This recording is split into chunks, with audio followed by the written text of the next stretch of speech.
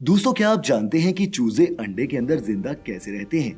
या फिर क्या इसका कोई आइडिया है कि महंगे ब्रांडेड कपड़ों के साथ ये कपड़े का टुकड़ा क्यों दिया जाता है? अच्छा, क्या ये जानते हैं कि ताजमहल पर आज तक कोई भी लाइट्स क्यों नहीं लगाई गई? ये भी नहीं पता? कोई बात नहीं, मैं हूं ना, आपको दूंगा आपके दिमाग में घूम रहे ऐसे ही कुछ मजेदार और इंटरेस्टिंग सवालों के जवाब अगले कुछ मिनटों में। तो दोस्तों, ठूस लीजिए अपने नाजुक कानों में उन महंगे ब्लूटूथ हेडफोन्स को और हो जाइए तैयार फैक्ट्स की एक और रोलर कोस्टर राइड के लिए। Factified. Facts on your face. Fact number 1। दोस्तों, दुनिया के 7 अजूबों में से एक ताजमहल तो आपने देखा ही होगा। ताजमहल की खूबसूरती की जितनी तारीफ की जाए उतनी कम है। आप भी कभी न कभी ताज का दीदार करने आगरा गए होंगे और वहां का मशहूर पंछी पेठा भी खाया होगा। पर दोस्तों, क्या आपने कभी ये सोचा है कि ताजमहल के अंदर या फिर इसकी इमारत पर कोई भी लाइट्स क्यों नहीं है? आखिर क्यों आज तक ताजमहल पर कोई भी लाइट नहीं लगवाई गई? तो दोस्तों, इस सवाल का जवाब है कीट पतंगे। जी हाँ, चौंक गए ना? लेकिन दोस्तों, आप तो जानते ही हैं कि हमारे आसपास ऐसे कई कीट पतंगे घूमते रहते हैं जो रोशनी की तरफ आकर्षित होते हैं। ऊपर से ताज के संगमरमर का रंग भी सफेद है जो लाइट को ज्यादा रिफ्लेक्ट करता है। ऐसे में अगर ताजमहल पर लाइट्स लगा दी जाएं, तो यकीनन आसपास के सारे इंसेक्ट्स ताजमहल की दीवारों पर आकर बैठेंगे और इसे नुकसान पहुंचाएंगे। मजबूती में भले ही ना सही, लेकिन दिखने में ये गंदा जरूर हो जाएगा। वैसे भी ताजमहल को सफेद पत्थर से बनाया ही इसलिए गया था ताकि ये चांद की रोशनी में चमके और इसे दूर से देखने के लिए लाइट्स की जरूरत ही ना पड़े। Fact number 2। दोस्तों, पृथ्वी पर सैकड़ों प्रजातियां बसती हैं और सभी के प्रजनन का तरीका भी अलग अलग है। कुछ जानवर इंसानों की तरह गर्भ के जरिए बच्चे पैदा करते हैं, तो कई रेंगने वाले जीव और पक्षी अंडे देकर। पर दोस्तों, क्या आपने कभी ये सोचा है कि अंडे में बिना हवा के चूजा जिंदा कैसे रहता है? आखिर अंडे के अंदर ऐसा क्या होता है जो चूजे को सांस लेने में तो मदद करता ही है, साथ ही उसकी न्यूट्रिशनल जरूरतों को भी पूरा कर अंडे के फूटने तक भ्रूण को जिंदा रखता है? अगर नहीं सोचा तो बता दूं कि एक नजर में अंडों को देखने पर भले ही कोई ऑटोमेटिक सिस्टम नजर ना आता हो, लेकिन अगर आप कभी अंडे को ध्यान से देखेंगे कि शक से नजर आने वाले इस अंडे के बाहरी कवच में बहुत सारे छोटे छोटे छेद होते हैं जो अंडे की अंदरूनी परत से कई बारीक नलियों से जुड़े होते हैं। और दोस्तों, यही छेद अंडे में चूजे के लिए ऑक्सीजन प्रोवाइड करने का काम भी करते हैं। Fact number 3। दोस्तों, आपने अक्सर देखा होगा कि जब भी आप महंगे या फिर इंटरनेशनल ब्रांड का कोई कपड़ा खरीदते हैं तो उसके साथ हमेशा ये छोटा सा एक्स्ट्रा कपड़ा दिया जाता है। आप में से कई लोगों को लगता होगा कि ये कपड़ा इसलिए दिया जाता है ताकि अगर आपकी ड्रेस कहीं से फट जाए तो इस टुकड़े को वहां पर इस्तेमाल किया जा सके। पर दोस्तों, ऐसा होता नहीं है, बल्कि कपड़ों के साथ मिलने वाला ये कपड़ा किसी और ही काम आता है। और वो ये कि ये कपड़ा असल में होता है वॉशिंग रिएक्शन को टेस्ट करने के लिए। दरअसल ब्रांडेड कपड़ों को धोने से पहले इस कपड़े से वॉशिंग पाउडर या फिर वॉशिंग सोप की टेस्टिंग की जाती है ताकि पता चल सके कि जिस पाउडर से आप कपड़े धोने वाले हैं वो कहीं आपके कपड़ों को खराब तो नहीं कर देगा। इसीलिए अगर आपने भी उन टुकड़ों को अपनी टी शर्ट या फिर कोट के साथ अभी तक संभाल कर रखा है तो आप जानते हैं कि आपको अब क्या करना है। Fact number 4। दोस्तों, एक ही समय में एक ही गर्भ से पैदा होने वाले 2 बच्चों को जुड़वा कहा जाता है।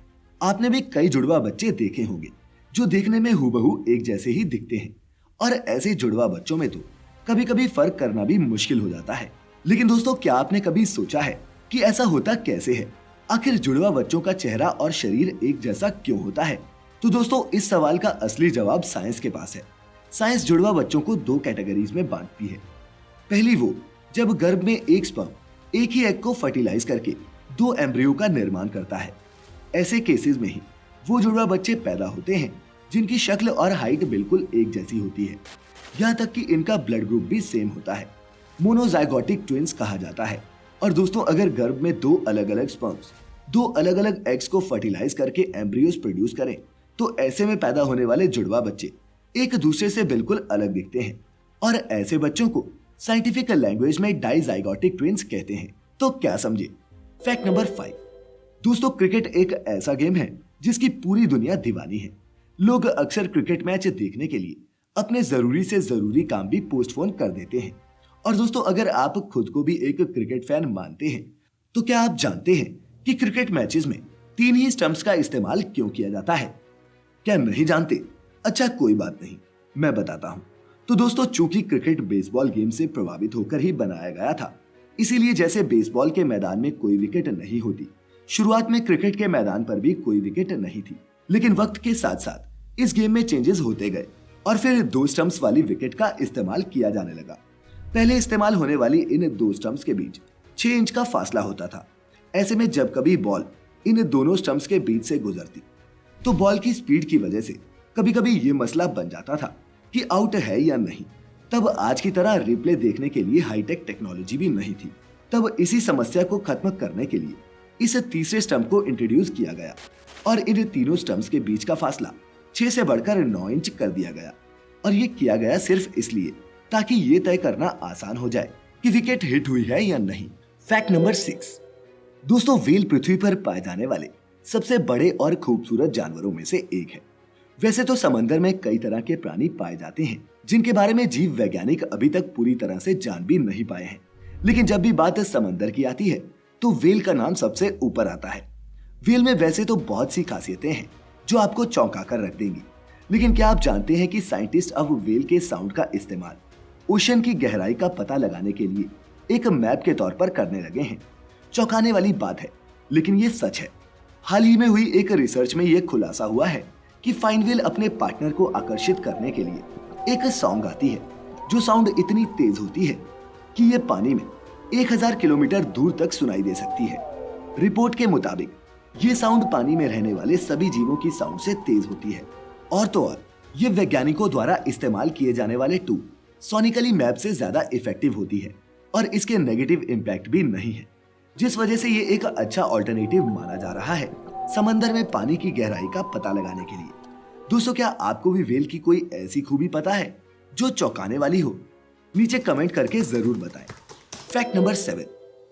दोस्तों हमारे देश भारत समेत पूरी दुनिया इस समय एक ऐसी महामारी से जूझ रही है जिसने सब कुछ अस्त व्यस्त करके रख दिया है। दोस्तों अगर आप वर्ल्ड मैप पर नजर डालेंगे तो आपको ऐसे कई देश दिखेंगे जहां कोरोना का एक भी केस या तो नहीं मिला है या तो बहुत गिने चुने केसेस मिले हैं। और इस लिस्ट में सबसे ऊपर नाम आता है नॉर्थ कोरिया का। नॉर्थ कोरिया को लेकर आपने बहुत सारी बातें सुनी होंगी कि वहां का तानाशाह किम जोंग उन बहुत बड़ा निर्दयी है, वहां के कानून बहुत सख्त हैं। पर दोस्तों ये भी सच है कि नॉर्थ कोरिया के इन्हीं सख्त कानूनों ने उन्हें दुनिया भर में फैली इस महामारी से बचा लिया। नॉर्थ कोरिया के अलावा Tuvalu, Turkmenistan, Tonga, Tokelau, Saint Helena, Pitcairn Islands, Palau, Niue, Nauru, Kiribati, Federated States of Micronesia और अमेरिकन समोआ ऐसे देश हैं जहां कोरोना का कोई भी केस दर्ज नहीं किया गया। दोस्तों यहाँ कोरोना ना पाए जाने की सबसे बड़ी वजह यह है कि इन देशों में टूरिज्म ना के बराबर है। इसके अलावा इन देशों की जनसंख्या भी बहुत कम है, जिस वजह से यहाँ लॉकडाउन के नियम बहुत अच्छे से फॉलो किए गए और इस बीमारी को फैलने से रोका गया। Fact number 8। दोस्तों क्या आप जानते हैं कि 2 भारतीय लड़कों ने दुनिया का सबसे महंगा वर्चुअल आर्ट खरीदा है? जी हाँ दोस्तों, ये अब तक की हाईएस्ट क्रिप्टो आर्ट सेल है। भारतीय बिजनेसमैन विघ्नेश सुदर्शन और आनंद वेंकटेश्वरम ने $69.3 मिलियन में इस डिजिटल आर्टवर्क को खरीदा, जिसमें एक सिंगल फ्रेम में 5000 इमेजेस हैं और ये एक जेपीजी फाइल में स्टोर की गई है। इस आर्ट को क्रिएट करने वाले आर्टिस्ट का नाम पीपल है। और दोस्तों मजे की बात तो ये है कि ये आर्टवर्क किसी लिविंग आर्टिस्ट का बेचा गया अब तक का सबसे महंगा आर्टवर्क है। Fact number 9। दोस्तों भारतीय होने के नाते हम ये कभी नहीं भूल सकते कि हम कभी अंग्रेजों के अधीन थे। भारत पर ब्रिटिशर्स ने 200 सालों तक राज किया, लेकिन हम ये भी नहीं भूल सकते कि ब्रिटिशर्स ने ही भारत को रेलवे दी थी, जिसे आजादी के बाद हमारी सरकारों ने आगे बढ़ाया और रेलवे ट्रैक्स का निर्माण पूरे देश में करवाया। लेकिन दोस्तों अगर मैं आपसे कहूं कि भारत की एक रेलवे लाइन ऐसी है जो आज भी ब्रिटिशर्स के पास है, तो क्या आप यकीन करेंगे? आप में से शायद कई लोगों को ये फैक्ट झूठा लगे, पर दोस्तों ये सच है। महाराष्ट्र का नैरो गेज रेलवे ट्रैक आज भी ब्रिटिशर्स के अधीन है। दोस्तों 1951 में रेलवे का राष्ट्रीयकरण किया गया था, पर महाराष्ट्र का ये रेलवे ट्रैक भारतीय सरकार को नहीं मिला, जिस वजह से इस ट्रैक पर ट्रेन चलाने के लिए भारतीय रेलवे आज भी करोड़ों रुपए का टैक्स ब्रिटिश कंपनी को देती है। दोस्तों अमरावती का ये इलाका पहले कपास के लिए पूरे देश में मशहूर हुआ करता था। और दोस्तों इस ट्रैक पर चलने वाली शकुंतला एक्सप्रेस की वजह से इस ट्रैक को शकुंतला रूट भी कहा जाता है। और अब वक्त हो चला है आज की इस वीडियो के आपके अपने योर ओन फैक्ट का, जो आज हमें भेजा है अभिमन्यु सोलंकी ने, जिनके यूट्यूब चैनल का नाम बीइंग KNITN है। बताते हैं कि मार्स यानी कि मंगल ग्रह पर सबसे पहला हेलीकॉप्टर उड़ाने का रिकॉर्ड यूएस की स्पेस एजेंसी नासा के नाम हुआ है, जिसने इंजेन्युटी नाम के 1800 ग्राम वजनी इस ड्रोन को मंगल पर अपने मार्स मिशन 2020 के तहत भेजा हुआ है। 19 अप्रैल 2021 के दिन इस हेलीकॉप्टर ने मार्स पर सक्सेसफुली टेक ऑफ, होवर और लैंड करके पृथ्वी के अलावा किसी भी और जगह पर उड़ने वाले पहले ड्रोन का खिताब अपने नाम किया। और आप हैं कि सोए पड़े हैं। अब वक्त आ चुका है एक बार फिर आपसे विदा लेने का, इस वादे के साथ कि मिलूंगा अगले हफ्ते भी फैक्टिफाइड हिंदी के 100th एपिसोड में। लेकिन उससे पहले आपको ये वीडियो कैसा लगा कमेंट बॉक्स में मुझे बताना मत भूलना, और वीडियो थोड़ी भी काम की लगी हो तो अपने एक दो दोस्तों के साथ शेयर भी कर देना। खैर, हम फिर मिलेंगे अगले हफ्ते कुछ नए और इंटरेस्टिंग फैक्ट्स के साथ। तब तक अपने चाहने वालों का ख्याल रखें, खुश रहें, और वीडियो अंत तक देखने के लिए आपका बहुत बहुत शुक्रिया।